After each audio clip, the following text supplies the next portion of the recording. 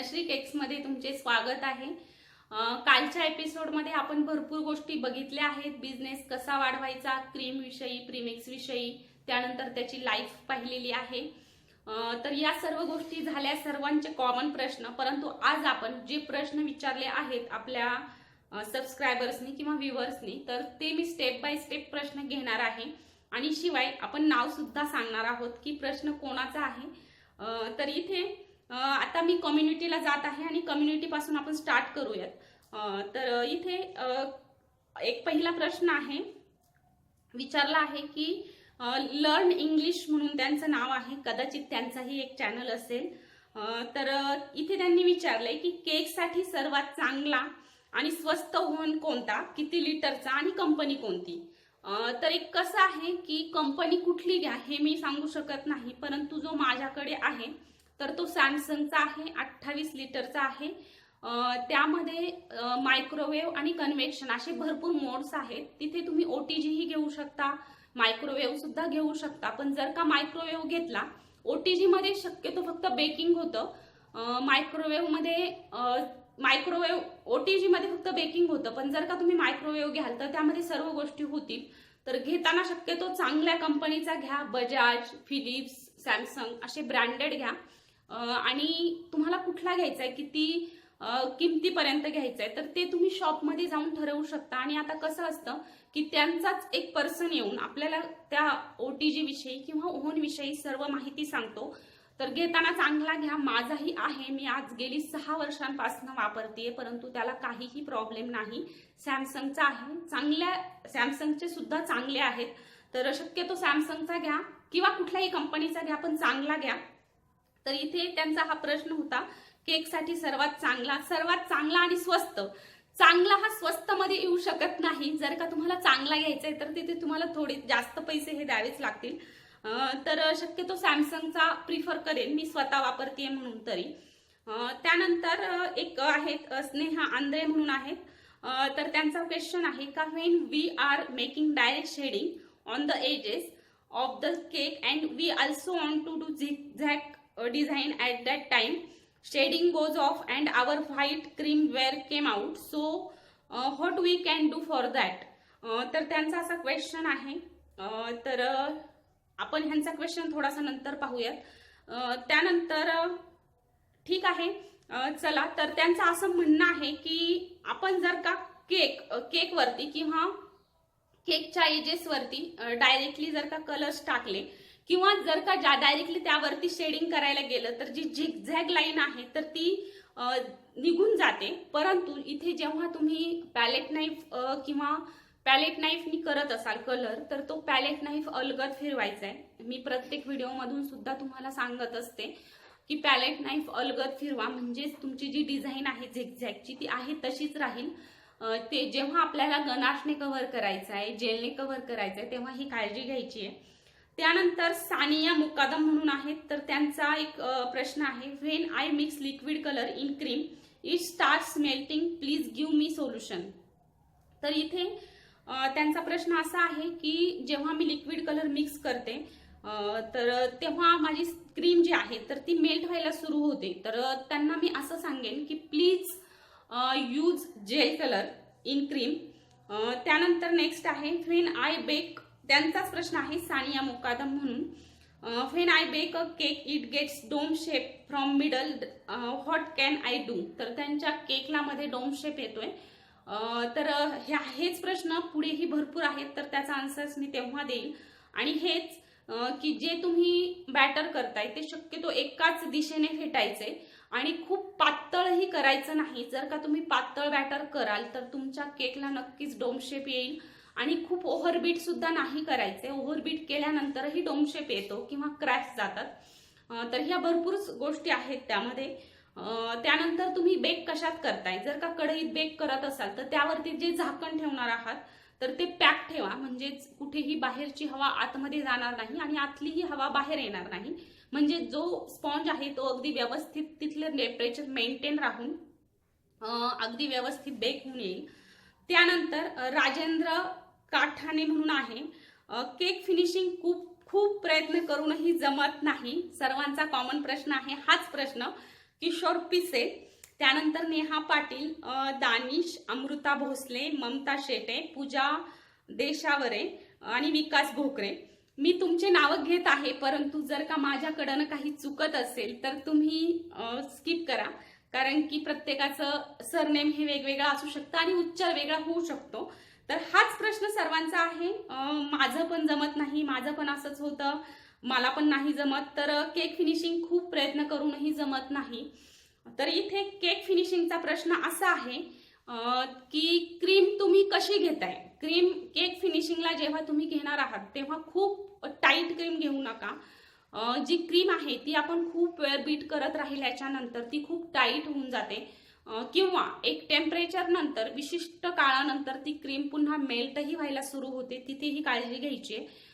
तर फिनिशिंगचा एक असा पार्ट आहे की तुम्ही जेव्हा प्रॅक्टिस करणार आहात तेव्हा तुम्हाला फिनिशिंग जमणार आहे.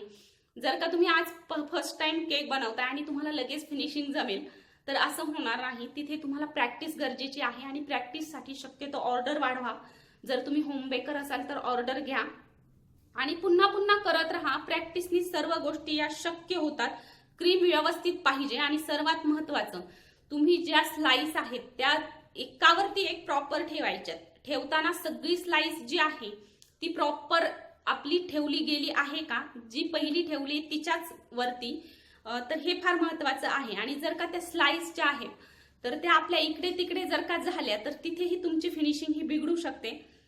तर शक्यतो सगळ्यांच्या प्रश्नाचं हे उत्तर आहे असं मला वाटतं. त्यानंतर प्रणिता धामणे म्हणून आहे, ताई ब्लॅक फॉरेस्ट केक आणि चॉकलेट केक मध्ये काय डिफरन्स आहे. तर इथे ब्लॅक फॉरेस्ट केक आणि चॉकलेट केक साधारणतः एक स्पॉन्ज हा आपण चॉकलेटचाच वापरतो या सर्व केकसाठी. ब्लॅक फॉरेस्ट साठी सुद्धा चॉकलेटचा स्पॉन्ज वापरतो. आणि चॉकलेट केक म्हणजे त्यामध्ये truffle cake, ganache cake, Dutch cream cake हे सर्व आपण आपल्या चॅनलवरती अपलोड केलेले आहेत. तर हे केक येतात.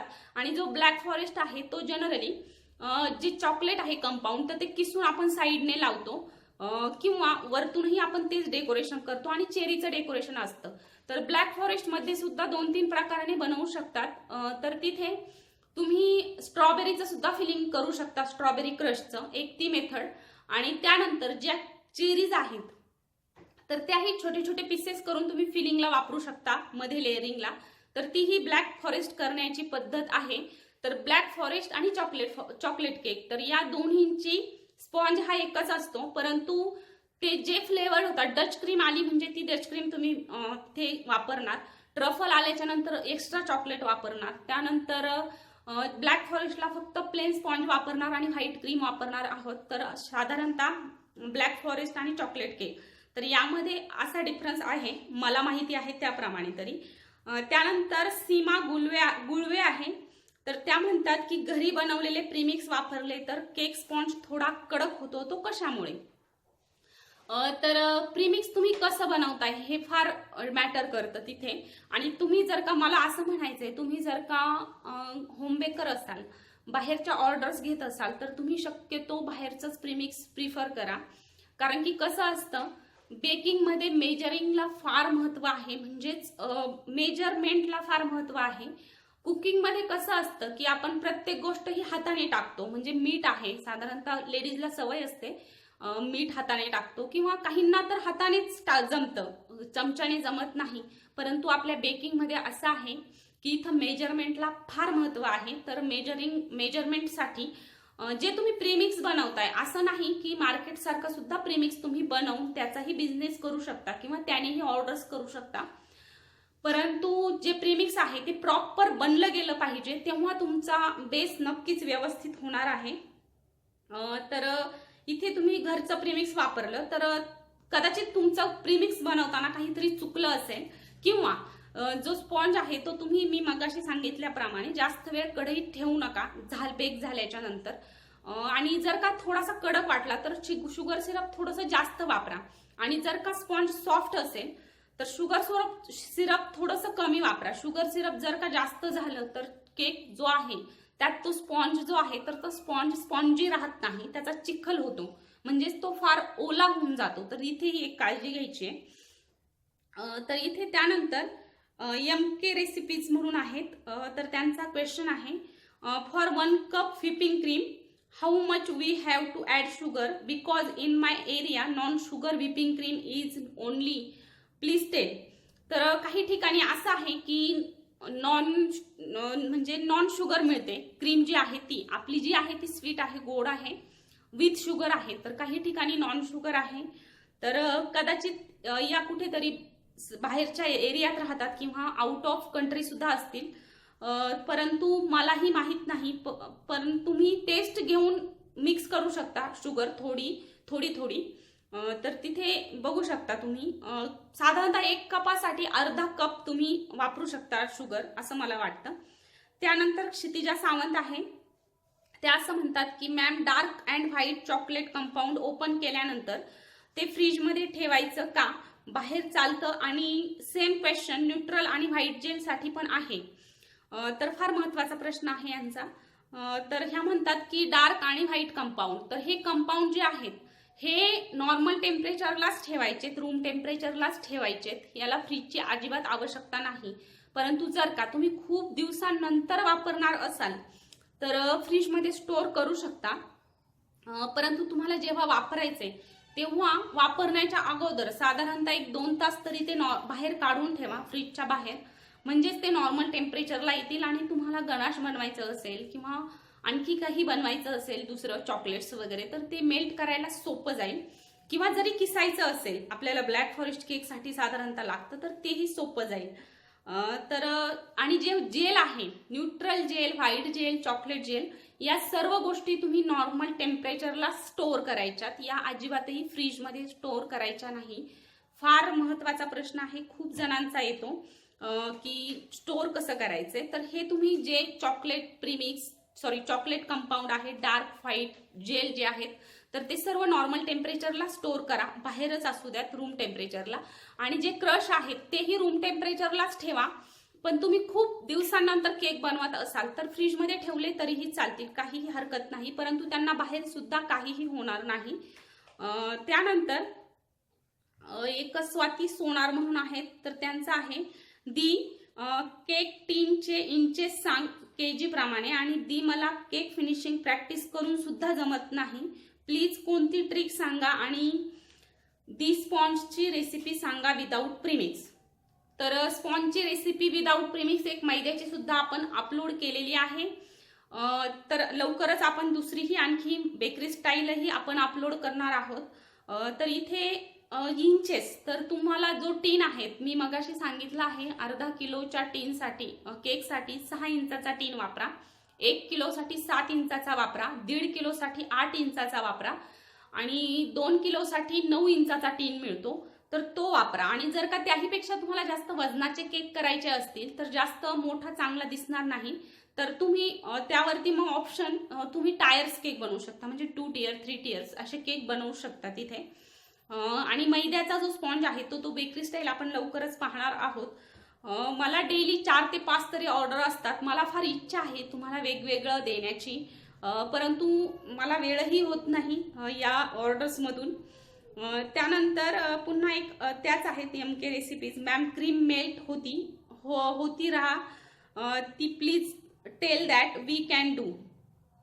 तर जी क्रीम आहे ती फेटल्यानंतर लगेचच फ्रीजमध्ये ठेवा. जर का तुम्हाला लगेच केक बनवायचा नसेल तर ती फ्रीजमध्ये ठेवा, आणि जेव्हा बनवायचं तर त्यावेळी तुम्ही बाहेर काढू शकता. परंतु क्रीम ठेवताना नॉर्मल फ्रीजला ठेवायची, फ्रीजरला फेटलेली क्रीम ठेवायची नाही, फ्रीजला ठेवायची आणि झाकून ठेवायची, हे फार महत्वाचं आहे. आणि ती 3 दिवस आरामात राहते, हे मी अगोदरही सांगितलं आहे मागच्या एपिसोडमध्ये.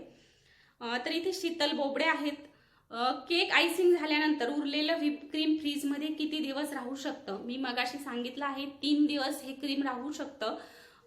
तुम्ही एअरटाईट कंटेनरमध्ये ठेवा, झाकून ठेवा, 3 दिवस वापरा. 3 दिवसाच्या पुढे शक्यतो वापरू नका, कारण उगाच रिस्क घेऊ नका असं मला तरी वाटतं.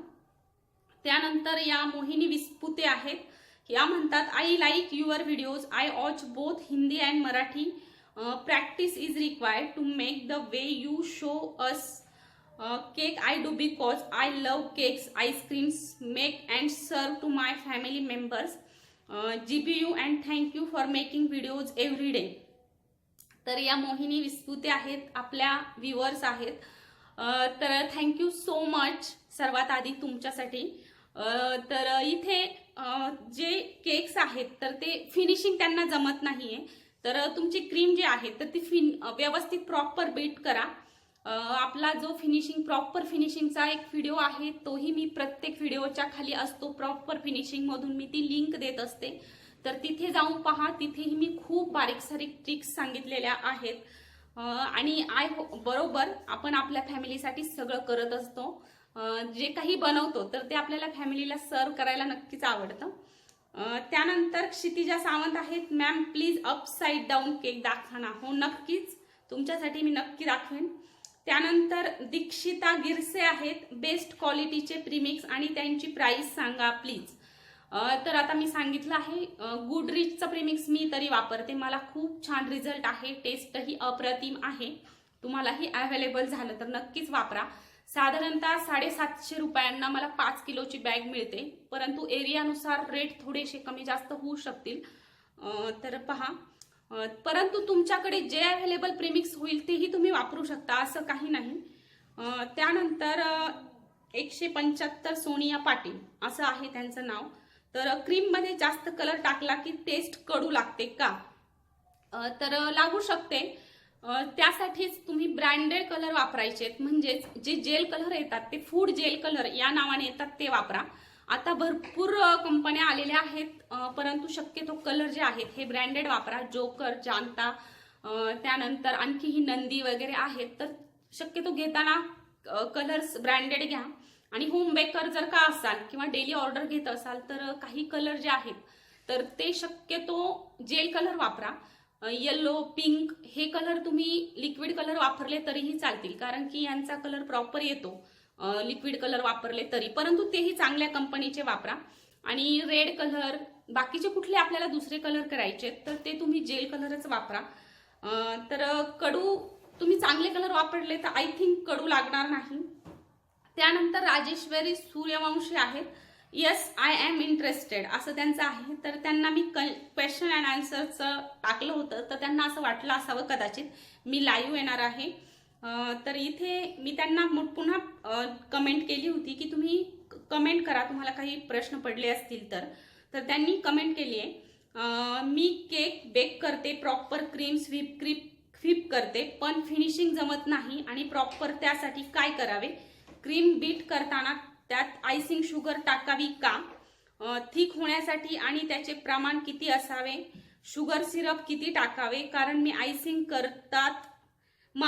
करतात होते तेव्हा शुगर सिरप कमी पडले असावे, म्हणून त्या केकची लेअर उचलली जात होती आणि क्रीम प्रॉपर केकवरती पसरत नव्हती. तर इथे कसं आहे की मी जे प्रमाण सांगितलं आहे तेलाचं प्रमाण आहे, किंवा तुम्ही जो केक आहे तर तो व्यवस्थित सोक करताय का? सोक करताना जास्तही मी सांगितलं आहे.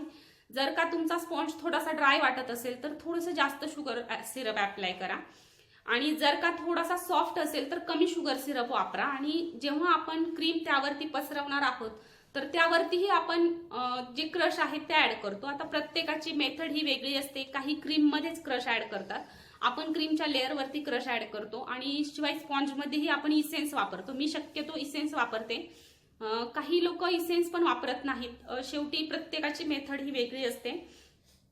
तर प्रॉपर फिनिशिंग जमत नाही, याच व्हिडिओच्या खाली मी प्रॉपर फिनिशिंग म्हणून आपला एक व्हिडिओ आहे तर तो मी देत आहे, तर तो नक्की जाऊन तुम्ही चेक करा, तर नक्कीच तुम्हाला ही फिनिशिंग जमेल. तर इथे खूप छान असे तुम्हाला प्रश्न तुम्ही खूप वेगवेगळे विचारताय आणि मला हे आन्सर द्यायला खूप छान वाटतं. तर त्यानंतर क्षितिजा सावंत आहेत, तर त्यांनी असं विचारले, प्रीमिक्स कोणत्या कंपनीचं वापरावं? आमच्या इथे पिल्सबेरीचं मिळतं, ते यूज केलं तर चालेल का? तर हो, पिल्सबेरीचं सुद्धा चांगलं आहे, तर तेही तुम्ही वापरा, चांगलं आहे. आणि जर का तुम्हाला अवेलेबल झालं गुडरीजचं तर गुडरीजचं प्रिफरन्स देऊ शकता.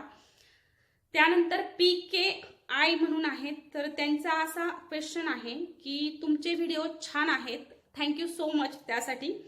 त्यानंतर माझे क्वेश्चन, पहिला क्वेश्चन त्यांनी विचारला आहे, पर KG साठी ऑइल व्हिपिंग क्रीम किती घ्यायचं? चॉकलेट केकसाठी गनाश करतो, तर त्यासाठी आणि आयसिंगचं प्रमाण कसं घ्यायचं पर केजी साठी. तर इथे त्यांचा असा प्रश्न आहे की मी याही प्रश्नाचा आन्सर अगोदर दिलेला आहे, परंतु पर केजी साठी ऑइल म्हणजे अर्धा किलोसाठी तुम्ही 15 मिली ऑइल वापरा किंवा 2 टेबलस्पून किंवा 1.5 टेबलस्पून, आणि 1 किलोसाठी 3 टेबलस्पून वापरा. आणि एवढंही वापरून जर का स्पॉन्जचा भुगा होत असेल तर तिथे तुम्ही थोडंसं जास्त वापरू शकता, म्हणजे 2 टेबलस्पून अर्धा किलोसाठी आणि 4 टेबलस्पून 1 किलोसाठी वापरू शकता. त्यानंतर चॉकलेट केकसाठी गनाश करतो, तर त्यासाठी आयसिंगचं प्रमाण कसं घ्यायचं पर केजी साठी. तर चॉकलेट गनाश जर का तुम्हाला अर्धा किलोसाठी घ्यायचं असेल आणि फक्त ड्रिपिंग करायचं असेल तर तुम्ही 30 ग्रॅम घेऊ शकता, म्हणजे 30 gram cream, 30 gram dark chocolate आणि 30 ग्रॅम जेल. यामध्ये तुमचं ड्रिपिंग होईल, फक्त वरून कव्हर करून ड्रिपिंग होईल. आणि जर का तुम्हाला पूर्ण केक जो आहे तो कव्हर करायचा आहे तर तिथे तुम्हाला 50 ग्रॅम चॉकलेट, प्रत्येक गोष्ट ही 50 ग्रॅम लागणार आहे.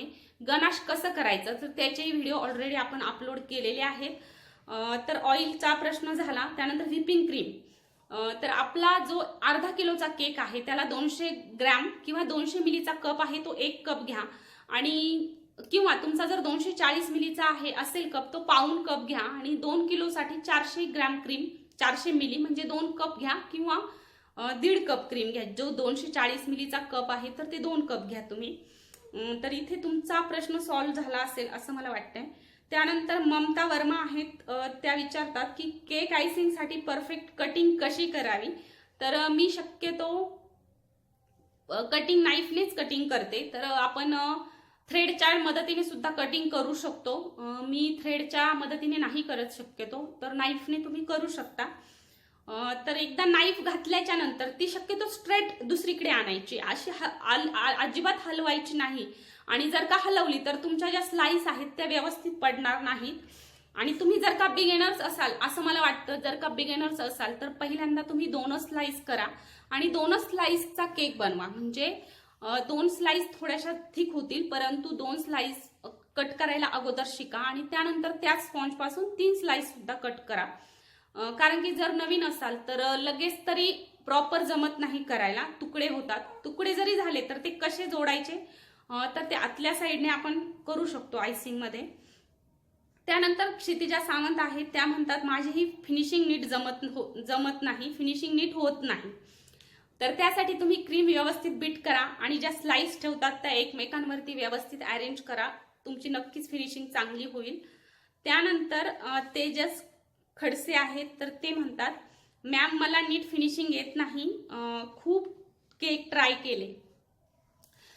तर आय थिंक प्रॅक्टिस केल्यानंतर फिनिशिंग ही जमायलाच पाहिजे, परंतु पुन्हा प्रयत्न करत राहा. आणि प्रॉपर फिनिशिंगचा मी लिंक दिलेली आहे, तो व्हिडिओ नक्की जाऊन बघा, नक्की तुम्हाला फायदा होईल.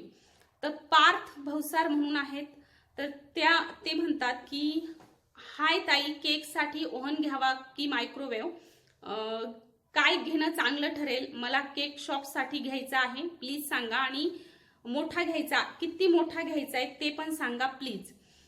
तर इथे तुम्हाला जर का शॉपसाठी घ्यायचा असेल तर तुम्ही मोठ्याच क्वांटिटीमध्ये घ्या. तर इथे तुम्ही OTG घेतलं तरीही चालेल, किंवा मायक्रोवेव्ह घ्यायचा असेल तर शक्यतो सॅमसंगचा घ्या असं मी सांगेल. आणि तुम्हाला जर का शॉपसाठी लागत असेल तर एका वेळी कमीत कमी जास्त बेस झाले पाहिजेत अशा पद्धतीने मोठा बघून घ्या, तर असं मी सांगते. त्यानंतर अमित दवे आहेत, तर स्पॉन्जचा चुरा होतो तो कशामुळे? तर सांगितलं मी मगाशी, ही बऱ्याच व्हिडिओमध्ये सांगितलं किंवा बऱ्याच क्वेश्चनचं सांगितलं. तेल तुम्ही प्रॉपर वापरा, अर्धा किलोसाठी 2 टेबलस्पून, 1 किलोसाठी 4 टेबलस्पून, आणि त्याच प्रमाणात तुम्ही पुढे वाढवत जाऊ शकता. त्यानंतर रुचिता धेंडे आहेत, डार्क रेड कलरने फिनिशिंग होत नाही, काय करावे? तर डार्क रेड कलर कसा करायचा, तर याची आपण भरपूर व्हिडिओमधून मी सांगत असते. शक्यतो डार्क रेड हवा असेल तर जेल कलरच वापरा. आणि त्यानंतर जी आपल्याला डिझाईन करायची आहे तर त्या डिझाईनची जी पायपिंग बॅग आपण वापरणार आहोत तिलाही आतल्या साईडने पूर्ण रेड जेल कलरने कव्हर करा आणि त्यानंतर क्रीम त्यामध्ये टाका. क्रीम मध्येही कलर मिक्स करा, नक्कीच तुमची क्रीम किंवा डेकोरेशन जे आहे ते डार्क रेड कलरचं होईल. त्यानंतर इथे आपण एका जे अमित दवे आहेत त्यांनी विचारले, सनव्हिप क्रीम मिळत नसेल तर कोणती वापरावी? तर तुमच्याकडे असं मी म्हणेल, जी अवेलेबल असेल तर ती तुम्ही वापरू शकता, जी अवेलेबल होईल. फक्त वापर घेताना व्हिप क्रीम घ्यायची, व्हिप टॉपिंग असं त्यावरती लिहिलेलं पाहिजे आणि नॉन डेअरी क्रीम आपल्याला पाहिजे. इथे डेअरी क्रीम चालत नाही. त्यानंतर डार्क रेड कलरने फिनिशिंग होत नाही, काय करावे? तर रुचिता धेंडे त्यांची कमेंट आहे, तर ते मी सांगितलं आहे. त्यानंतर नेहा पाटील, बेसवर क्रीम लावताना बेसचे तुकडे क्रीम मध्ये येतात आणि फिनिशिंग नीट येत नाही. Please tell me what I do. तर तुकडे येतात म्हणजे तुम्ही असं करा की अगोदर क्रीमने पूर्ण केक जो आहे लेअरिंग झाल्याच्या नंतर क्रम कोट करा. जर बिगिनर्स असाल तर या गोष्टी होतातच, सर्वांसोबतच होतात. परंतु तरीही जर का स्पॉन्जचा भुगा होत असेल किंवा जास्तच क्रम्स निघत असतील तर ऑइल थोडंसं जास्त वापरा. त्यानंतर क्रम कोट करून थोड्या वेळासाठी फ्रीजमध्ये ठेवा, म्हणजे जे क्रम्स आहेत तर ते व्यवस्थित सेट होतील आणि त्यानंतर फायनल फिनिशिंगला घेऊ शकता. तर इथे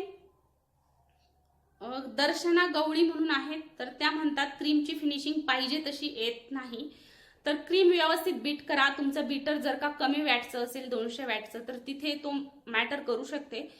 300 वॅटच्या पुढे जर का असेल तर तुमची क्रीम नक्कीच प्रॉपर फिनिशिंगमध्ये येईल. आणि क्रीम कशी बीट करायची प्रॉपर, तर तेही व्हिडिओ आपण ऑलरेडी अपलोड केलेले आहेत. पुन्हा एकदा जाऊन बघा आणि लिंक्स हवं तर मी डिस्क्रिप्शनमध्ये देते. तर इथे प्रणिता धामणे म्हणून आहेत, तर या म्हणतात 2 टायर केक बनवताना जर छोट्या केकला आयसिंग न करता तो आयसिंग केलेल्या मोठ्या केकवर ठेवून नंतर त्याचे आयसिंग केले तर चालेल का? कारण बिगिनर लेव्हलला केक उचलून दुसऱ्या केकवर ठेवणे कठीण जाते म्हणून विचारले. तर शक्यतो असं नाही चालत.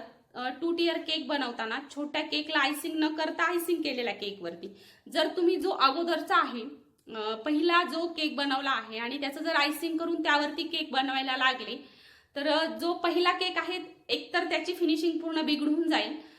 शक्यतो 2 टियर केक करण्याची मेथड हीच आहे की पहिला एक बेस आपण बनवून घ्यायचा, त्यानंतर त्यावरती जो ठेवायचा आहे तो बाजूला बनवून तो दोन्हीही तुम्हाला जर का एका पॅलेट नाईफने उचलायला जमत नसेल तर डबल पॅलेट नाईफ वापरून अलगद उचलून आपण ठेवू शकतो आणि असं केल्याने तुमची ही फिनिशिंग व्यवस्थित येईल.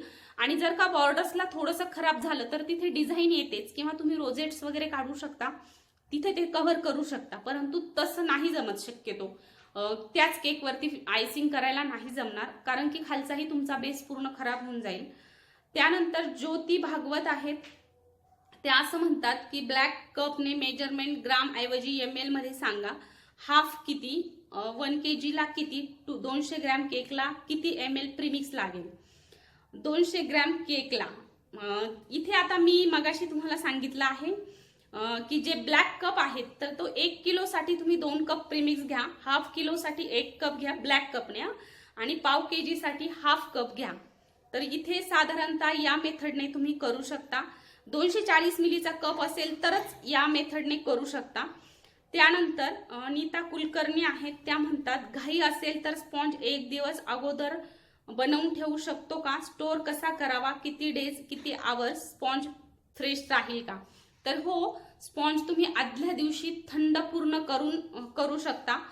पूर्ण थंड झाल्यानंतरच तसाही आपण आयसिंगला घेतो, तो पूर्ण थंड झाल्यानंतरच आयसिंगला वापरायचा आहे आणि आदल्या दिवशी करून ठेवून दुसऱ्या दिवशी तुम्ही त्यावरती फिनिशिंग करू शकता किंवा त्यावरती डेकोरेशन करू शकता. आदल्या दिवशी करून ठेवला तरीही चालेल.